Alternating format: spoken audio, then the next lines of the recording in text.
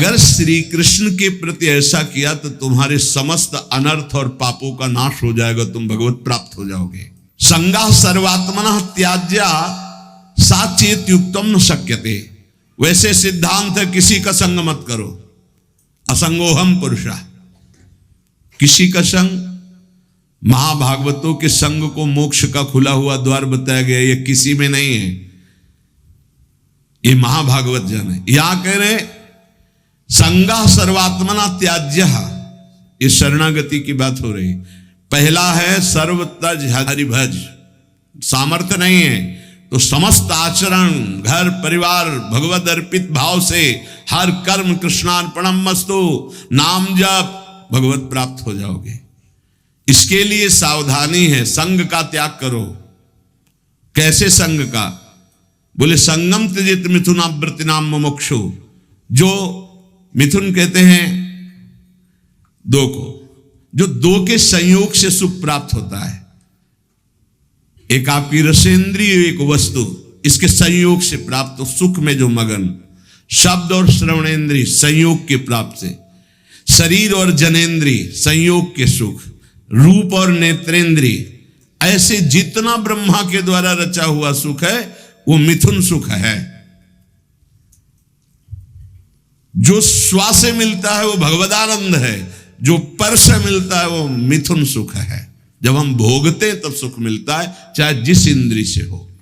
संगम त्यजेत मिथुन वृत्ति नाम मुमुक्षु। जो मुक्त होना चाहता है, भगवत प्राप्त करना चाहता है, उस शब्द स्पर्श रूप रस गंध का भोक्ता ना बन बैठे। कैसे फिर इससे निपटे? बोले भगवद अर्पित, भगवद अर्पित जीवन, भगवद अर्पित भोग, भगवद अर्पित विचार, मुक्त हो जाओगे। संगा सर्वात्मना त्याज्य, पूर्ण रूप से संग का त्याग कर दे। न विषय संग, न विषयी पुरुष का संग, एकमात्र महाभागवतों का संग, भगवत प्रेमियों का संग फिर बड़ा दुर्लभ है। साचेत युक्तम न शक्यते। यदि तुम ऐसा नहीं कर सकते तो शासद भी सह कर्तव्य संता संगम्य भेषजम। फिर ऐसा करो, जो सतमार्ग में चलने वाले व्यक्ति हैं केवल उन्हीं का संग करो। जिनके पास बैठने से भगवत चर्चा होती है, नाम जप की बात होती है, भगवत कीर्तन, भगवत गुणानुवाद सुनने को मिलता है, बोधयंता परस्परम, ऐसा संग करो। चाहे स्त्री पुरुष, घर गृहस्थी, कोई भी हो, जिसके पास बैठने से भगवत चर्चा होती, भगवत नाम, ऐसे लोगों का संग करो। शासद भी सा कर्तव्य, यही कर्तव्य है कि जो सद आचरण करने वाले लोग हैं उनका। पहली बात तो संगम सर्वात्मना त्याज्य, पर ऐसा करना बड़ा कठिन। साचेत युक्तम न शक्यते, ऐसा सब नहीं कर सकते। तो बोले संग करो। फिर किसका? बोले सासद भी, जो सदमार्ग में चलने वाले हैं, जो अपने कर्तव्य का पालन करने वाले हैं। संता संगस्य भेषजम, और कहीं संत समागम मिल जाए तब तो बहुत रोग से निवृत्ति होने की औषधि है संतजन। संत समागम मिला मानो संस्कृति के चक्र का अंत हो गया। बड़े भाग पाई सतसंगा, विनय प्रयास होई भवभंगा। भार्यादिरनुकूलश्चेत् कारयेत् भगवत क्रियाः, उदासीने स्वयं कुर्यात् प्रतिकूले गृहं त्यजेत्, तत्यागे दूषणम नास्ति यतो विष्णु परांगमुखः। यदि आप गृहस्थी में फंस चुके हैं, अब आपको भगवत प्राप्ति कैसे हो? तो कह रहे हैं स्त्री आदि परिवार जो भी है, सबको भगवत परायण होने की शिक्षा दी जाए। सब नाम जप करो। हमसे अगर तुम अपनापन रखते हो तो 10 मिनट ही सही, पर तुम नाम जप करो। भगवत प्राप्ति के लिए कैसे घर का माहौल होना चाहिए ये बता रहे हैं। भार्यादि अनुकूलस, पत्नी को अनुकूल बनाओ। अनुकूल बनाने का मतलब उसको शासन के द्वारा अनुकूल नहीं बनाया जाता, किसी को प्रेम के द्वारा अनुकूल। प्रेम की भाषा बिना पढ़े लिखे लोग भी जानते हैं। पशु भी जानता है। छोटा बच्चा है, दुलार करो, प्रेम से ऐसे पुचकारो, किलकारियां मानने लगेगा। अभी उसको कोई ज्ञान नहीं, लेकिन प्रेम की भाषा वो भी जानता है। फिर वो तो अर्धांगिनी पत्नी है। लोगों के हृदय में पता नहीं क्या धारणा बैठ गई है, पुरुष रूप में हो गए तो अपने को पता नहीं ब्रह्म मानते क्या मानते हैं, कि लड़की वाला ब्याह करने आ रहा है, तुमको अपनी बेटी तुम्हारे घर में भेज रहा है, तुम्हारे जीवन भर के लिए तुम्हारा साथी चुन रहा है, तो लड़की वाले की तरफ ऐसी भावना की जाती मानो कोई पाप करके आया हो, कि आज मेरी पुत्री सुंदर है, पढ़े लिखे है, पर हमारे पास धन नहीं, तो जहां जाता हूं अपमान होता है, नहीं इतने में तो नहीं होगा ब्याह। तुम्हारा केवल लड़का है इसलिए तुम इतने गर्व में हो, क्या है तुम्हारे लड़के में कौन सी खास सी बात है? केवल लिंग परिवर्तन है तो स्त्रीलिंग में, वो पुरुष लिंग में, वो उसकी संतान है, वो तुम्हारे सामने झुक के दे रहा है, जो वो भेंट दे दे अपनी पुत्री को भाव से, वो बात अलग। तो वो अपने को गर्व मानते कि लड़का हो गया तो इतना दहेज लेंगे, और पर्चा ऐसे बनाते जैसे दुकान वाला व्यापारी पर्चा बनाता है, इतना इतना इतना, अब ले लो। तो ऐसे दूल्हे का हाथ पकड़ करके लड़की वाले को घर ले जाना चाहिए कि राधे श्याम, क्योंकि हमने पैसा दिया है। कैसा विचार समाज का है। तुम अपनी कमाई से सुखी नहीं होना चाहते हो, अपनी पुत्री दे रहा है, कुछ ना कुछ भाव से अपनी पुत्री को दे रहा है, तुम्हारा क्या भाव है? लड़के पक्ष वाले ऐसे गर्व में होते हैं मानो त्रिलोक विजयी हो गए हों, लड़का हो गया तो। इसीलिए हमारे समाज की धारणाएं पापों को बढ़ावा दे रहे हैं। पुत्री हुई तो उसको किस भाव से देखा जाता है, किस भाव से? अगर लड़की न हो तो पैदा कहां से हो? विचार कीजिए। तो तुम्हारी जो पत्नी बनी हो तुम्हारे समान है, 1 इंच भी तुमसे कम नहीं किसी बात में। ईश्वर का तत्व जो तुम्हारे हृदय में, उसके हृदय में जो पांच भौतिक दे तुम्हारी, वो उसकी दे, वो अपने घर का त्याग करके तुम्हारे घर में आई है, तुम्हारी अर्धांगिनी बनी है। तो चाहिए कि तुम्हें प्यार के द्वारा अनुकूल, भार्यादि अनुकूल चेत कार्य भगवत क्रिया, प्रेम में बड़ी सामर्थ्य है। किसका परिवर्तन प्रेम से नहीं हो सकता है? कभी समाज में अगर ये बात समझ में आ जाए कि ये दहेज लेना नरक जाने का कार्य है, बोले अमुक ने दहेज, उन्होंने मांगा नहीं था, स्वतः अपनी पुत्री के लिए दिया था। किसी को भी अगर हमारे व्यवहार में पुत्री के साथ बहुत सी सामग्री उत्साह के साथ देने का भाव तो उनके पास है और उन्होंने दिया अपनी पुत्री को, तो आपने मांगा तो नहीं, वर पक्ष ने मांगा तो नहीं, आज बेचा जाता है। कैसी समाज की दुर्व्यवस्था है। ना सत्संग सुनते हैं, ना शास्त्र समझते हैं। तो बच्चियों के प्रति कितना निकृष्ट भाव आ गया कि एक गरीब आदमी की यदि लड़की पैदा होती तो माथे पे हाथ रख करके सोचता है कि मेरा दुर्भाग्य, कोसते हैं कि तूने लड़की क्यों पैदा की। अरे अगर हमारी मां नहीं होती तो हम कहां से प्रकट हो जाते?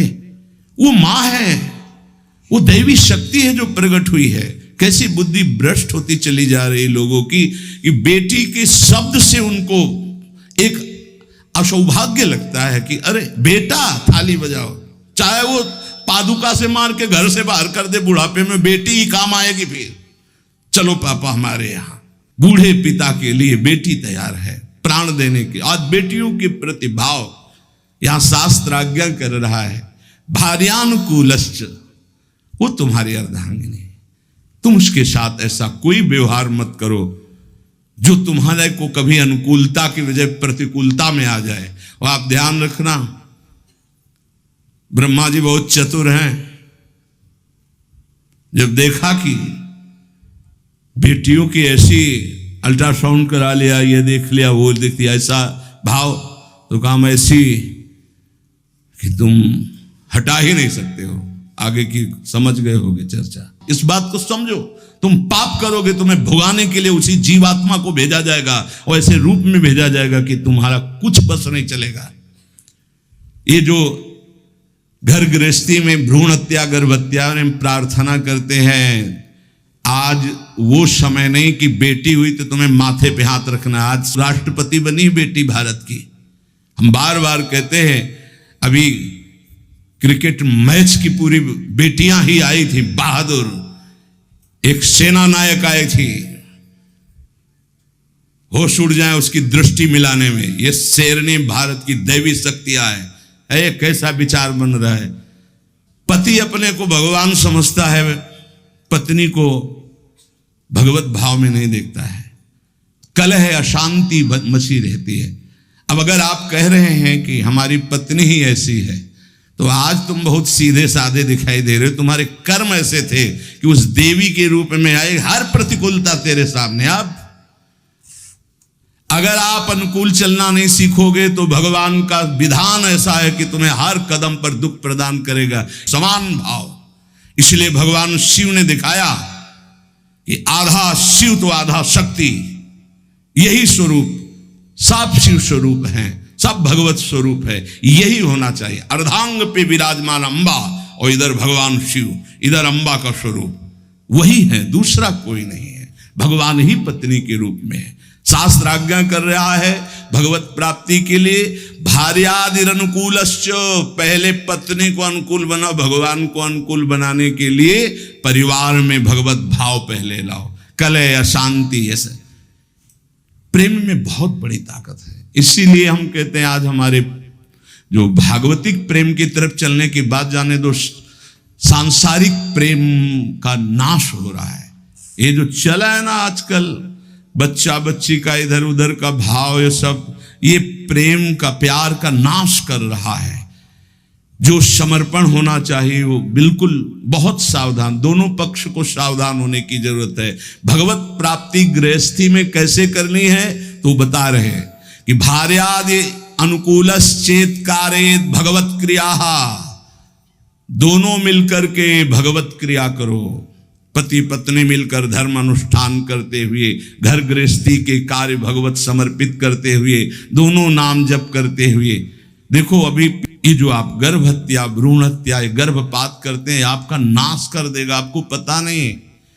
ऐसी जगह आपको पीटेगा कि आप न बता पाओगे न रो पाओगे। हमारी प्रार्थना मान लेना, ये जो गर्भस्थ शिशुओं के साथ अत्याचार होता है, इसका परिणाम बहुत बुरा होता है। महान तेजस्वी अश्वस्थामा ब्रह्म ऋषि गर्भस्थ शिशु परीक्षित पर प्रहार किया तो ब्रह्म तेजहीन करके मुंडन करवा कर, आज भी वो त्राहिमाम बोलता हुआ जहां भी होगा अश्वस्थामा, आज भी वो परेशान घूम रहा, केवल गर्भस्थ शिशु परीक्षित पर ब्रह्म अस्त्र का प्रयोग करने के कारण।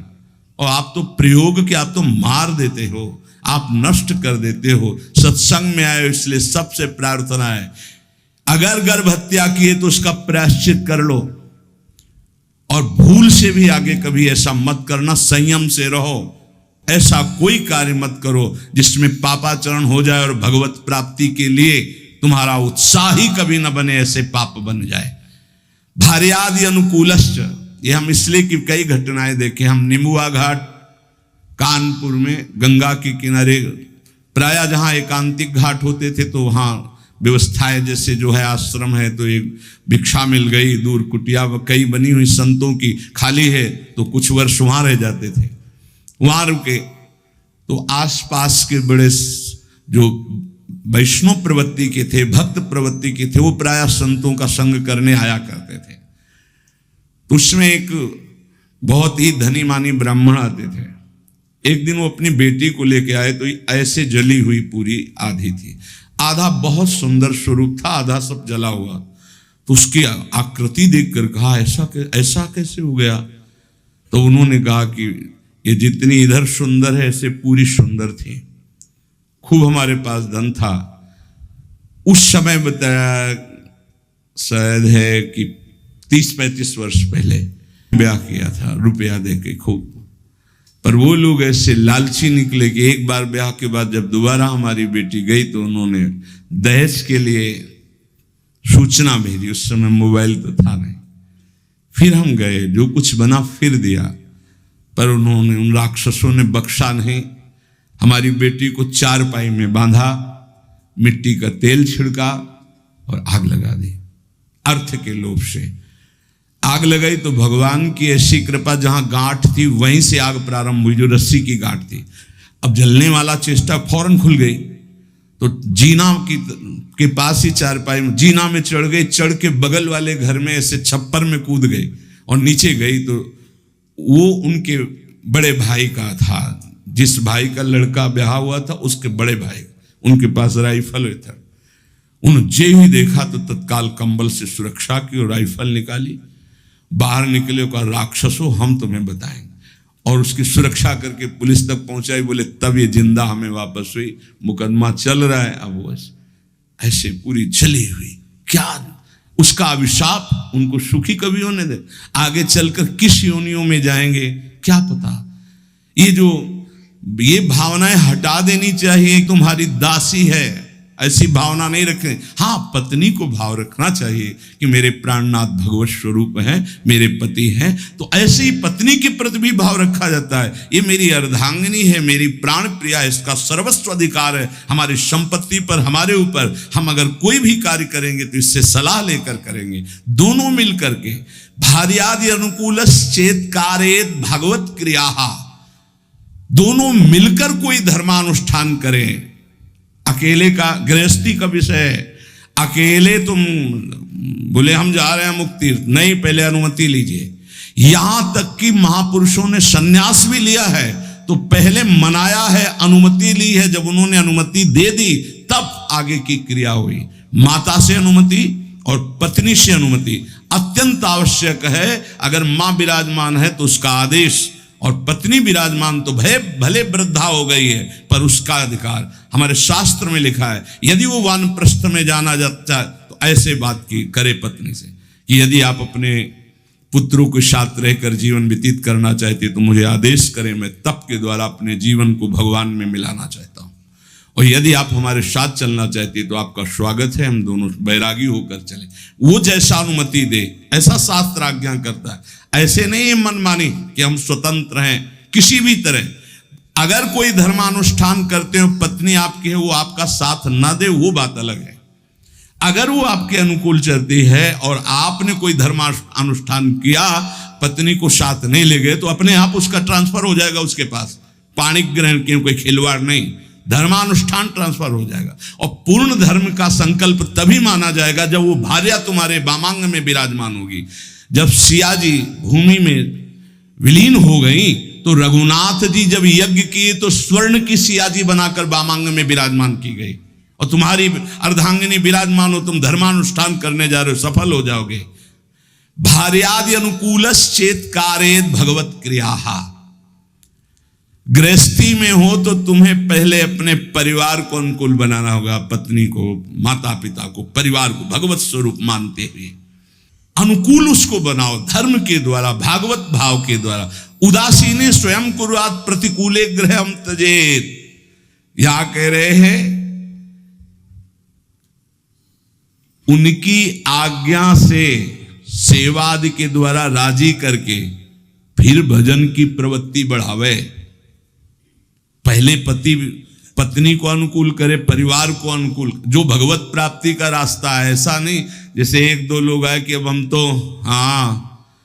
नहीं, दोनों राजी तो राजी, नहीं तो धर्म से चलो जैसी धर्म आज्ञा करती। पाणिक ग्रहण के समय ये श्रुतियां, ये शास्त्र जो साक्षी बनाए गए थे वो पति पत्नी के भाव से बनाए गए थे। वो तुम्हारी इच्छा नहीं, लेकिन उसकी भावना की पूर्ति के लिए आपको गृहस्थ धर्म स्वीकार करना चाहिए। अगर भगवत भाव के विरुद्ध और बहुत ही कुटिल स्वभाव है तो देखो यहां शास्त्र का आज्ञा कह रहा है, एकदम विरुद्ध, धर्म विरुद्ध, भगवत भाव विरुद्ध, बिल्कुल कुटिल व्यवहार, तो फिर बात अलग है कि अब वो धर्म में साथ नहीं दे रही तो आप धर्म करो। फिर भी पाणिक ग्रहण किया तो धर्म का हिस्सा उसके समीप जाएगा, उसका कल्याण होगा। ऐसे कोई खिलवाड़ नहीं पाणिक ग्रहण करना। जो परांगमुख, भगवत परांगमुख,